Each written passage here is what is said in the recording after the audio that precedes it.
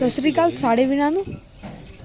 ਅੱਜ ਦੀ ਵਿਜ਼ਿਟ ਆਪਣੀ Kalon dairy farm district Pilibhit village Majhola Pakadiya UP दे विच है जी। अज जी कालों डेयरी फार्म तो मझ है जी, ये तीसरे सूए सूण वाली है। 4-5 दिन लेंदी सूण च। दुध थले जी 18 लीटर दुध दिंदी रही है दूसरे सूए, इस वाली तीसरे सूए सूगी। तो जी नंबर इन्हां दा हैगा 9675166147। मझ लैण लई संपर्क करो।